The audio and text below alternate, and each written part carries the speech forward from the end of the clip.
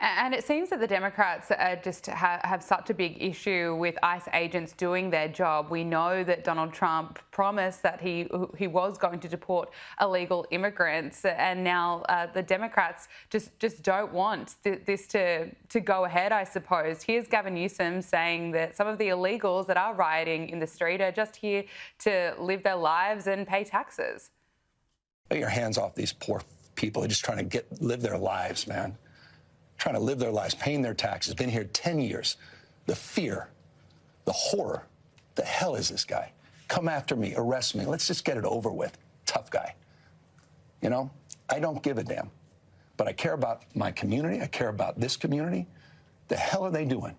These guys need to grow up, they need to stop, and we need to push back. And I'm sorry to be so clear, but that kind of bloviating is exhausting. So Tom, arrest me.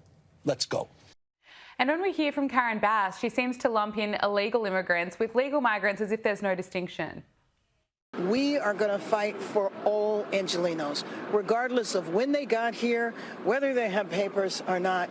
We are a city of immigrants, and this impacts hundreds of thousands of Angelenos. So, Alex, papers or not, it doesn't matter, according to Karen Bass.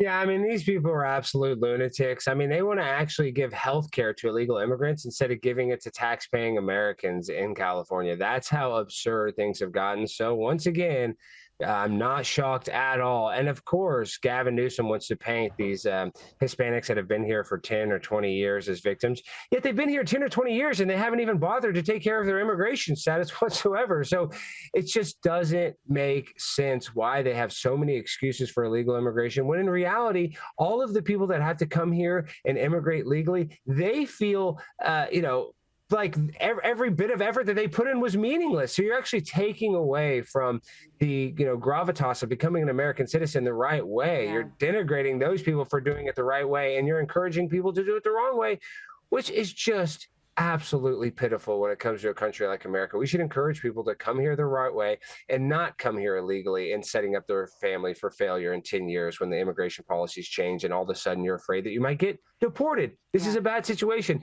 but the Democrats are to blame for setting it up like this.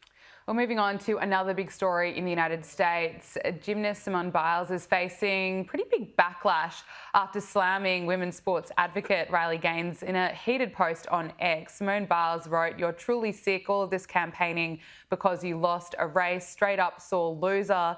You should be uplifting the trans community and perhaps finding a way to make sports inclusive or creating a new avenue where trans feel safe in sports, maybe a transgender category in all sports, but instead you bully them. One thing for sure is no one in sports is safe with you around. Bully someone your own size, which ironically would be a male." Now, this post has drawn widespread criticism, especially as Riley Gaines has been such a big supporter for safety for women in sport. She lost to a biological male a few years ago. What's your take on all of this? Well, the reason why this is such a big issue, it's not about being progressive or fairness, because it's an asymmetrical problem. If you look at this, why is it always male to female athletes that are going into women's sports and dominating? Yet there is not one example of a female to male going into male sports and dominating. And on top of that, all male sports are open to the best women. You can play college football if you're the best female kicker. There's been women that have tried. So this is an asymmetrical problem that only affects female sports. And that's why it needs to be shut down.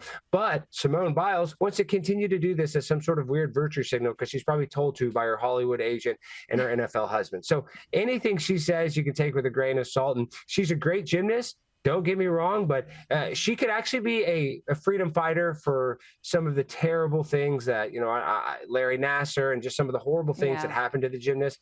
Instead of being a champion for other victims like herself, she wants to go and attack Riley Gaines, who was a victim of Leah Thomas. So it's just kind of victim shaming. It's really sad. She should be lifting women up instead of putting them down to help transgenders in women's sports. It's absolutely ludicrous. Yeah, well said, Alex. Look, finally, if there's any doubt about just how popular the president is right now, we have to take a look at how the crowd goes absolutely wild at this UFC where Donald Trump walks out with Dana White.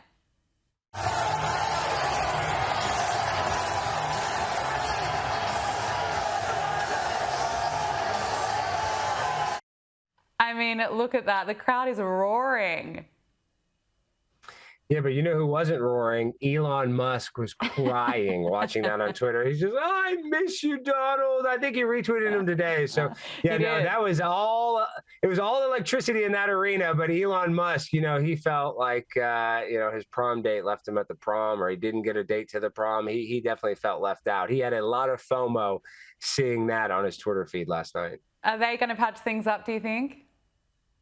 I mean, I think that would be the smartest thing for Elon Musk. I mean, Donald Trump obviously trusted the guy, let him in his inner circle, but you hear some of these stories about Elon Musk assaulting people, and it just seems like, personally, if I was just judging it, it seems like Elon was the more volatile one of the two, and that it would be his responsibility, I think, and I don't know the inner workings, but I believe that it would be on Elon to repair that relationship. And I think Donald Trump has had public feuds with lots of people and repair that relationship. So I wouldn't put it past him to actually repair things. But once again, I think it would have to be Elon that would have to spearhead that if they had a reconciliation. Yeah, I agree with you. Alex Stein, thank you so much for joining us on Power Hour. Great to talk to you. Always a pleasure. Talk to you guys again soon.